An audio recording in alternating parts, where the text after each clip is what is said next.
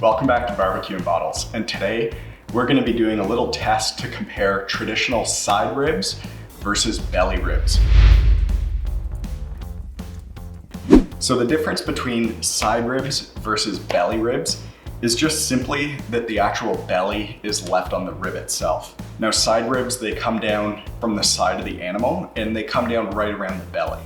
And so normally if you're getting a St. Louis cut side rib, they've actually removed the belly, but with a belly rib, it's essentially the same rib, just with the full pork belly left on. I'm actually really excited to see how this turns out, because when you look at the side of this, there's actually a ton of marbling.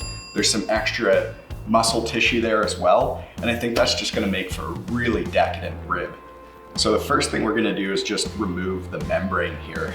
So we just use a dull kitchen knife like this, and just work it in under the membrane and pull up. And once you get in there and enough pulled up, what I'd recommend is just grabbing some paper towel. This is a real cheat in my opinion.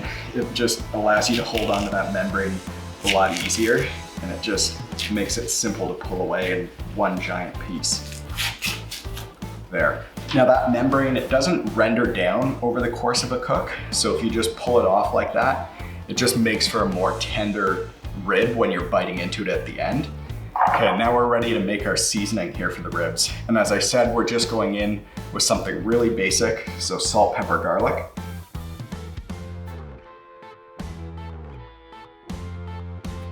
Now just to shake this up, we'll put a lid on it, get that mixed nice and evenly. Beautiful. Now, in order to get the rub to actually stick to the ribs, we're gonna add a little binder. So we're just using regular French's mustard here. Now, I know a lot of people might not like this mustard, but trust me, you're not actually gonna taste this mustard in the cook. All right, and now we'll season.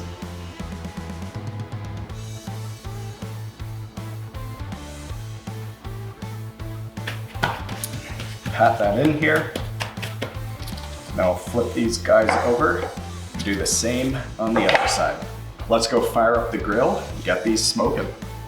Now for the grill, we're gonna get this started, and we wanna start it on as low a temperature as our pellet grill will start at.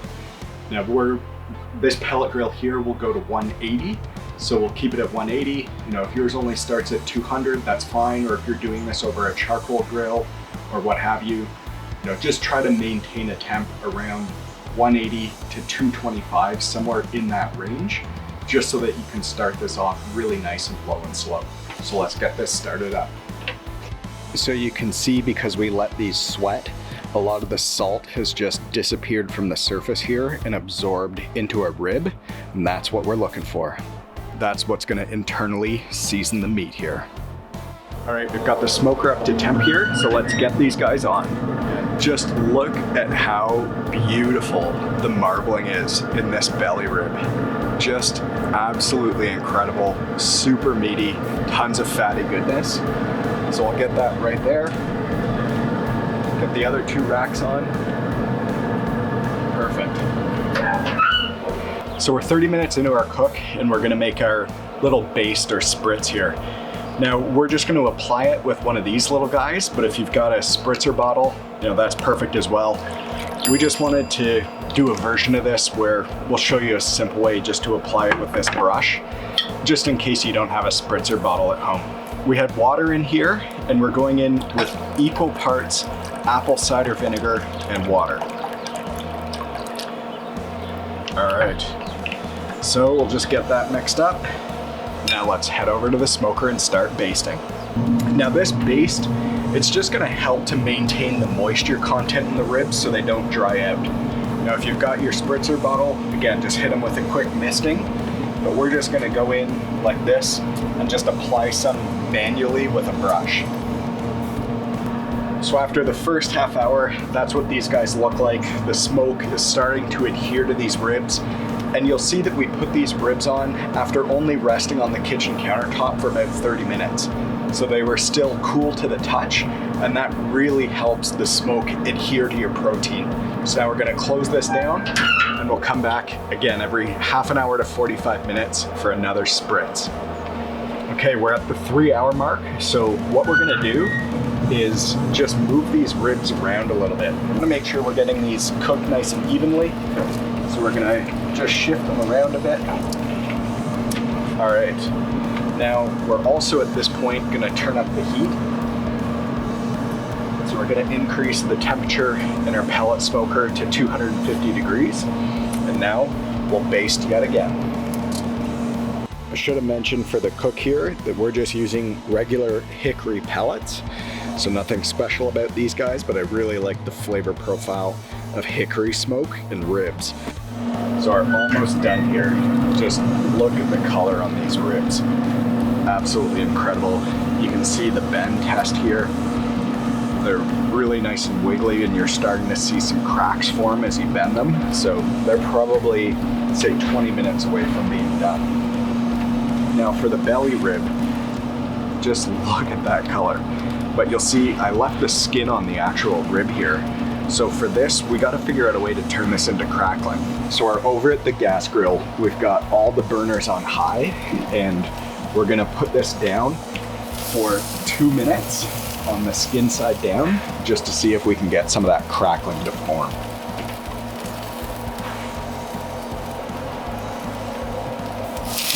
Now let's check in on this guy. Got some nice crackling, a little bit of char, but that's really crisped up nicely. So with this, we're just gonna finish this guy off now for another couple minutes on the smoker. So now these are ready to come off the grill. And again, just look at the color on the side of these. Absolutely beautiful mahogany. This is gonna be decadent to bite into. So just look at these ribs. These are absolutely incredible. I've never been so excited to try some ribs in my life here. So we're just gonna get our knife here and start carving in.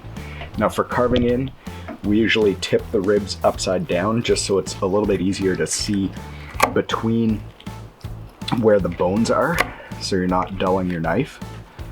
Oh, and just look at that from the belly rib. Absolutely incredible, just crazy juicy. Look at all that. So we're gonna get these sliced up, and then, you know it, we're gonna do a taste test.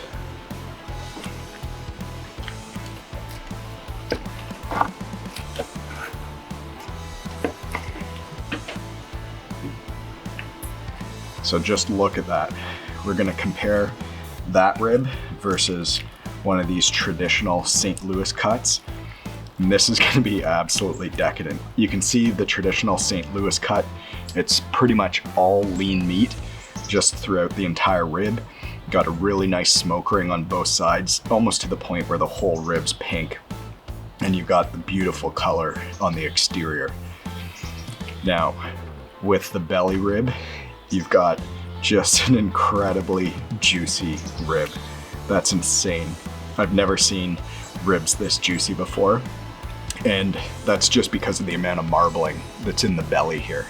So now we've got to do the taste test. First, I'm gonna try our regular, just St. Louis style cut rib.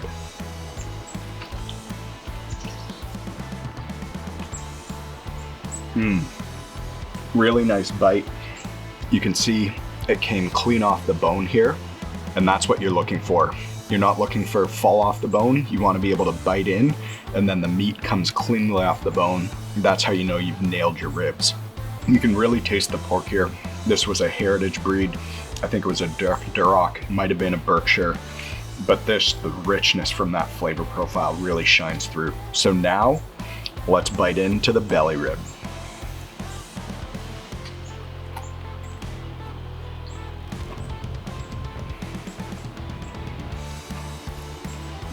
That is really good. That's a nice change. Really, really tender. A lot moister and juicier than the traditional rib. And you know what? Like the flavor profile, you get a few extra textures as you're biting through just the fattiness from the belly that's left attached to the rib. And that's a really nice change. But I don't know, I can see both of these having their own place. And if I were to do the belly rib again, I might actually try a different method where you actually pair this with a really sweet sauce, kind of like an Asian inspired sweet sauce paired with some toasted sesame seeds or that kind of sauce, because I think it'd be really nice to have some sweetness in there with the fat of the belly. So there you have it, folks. If you like this video on this comparison between traditional St. Louis cut versus belly ribs, let us know in the comments below. Consider subscribing to the channel, and we'll see you on the next one. Thanks for tuning in.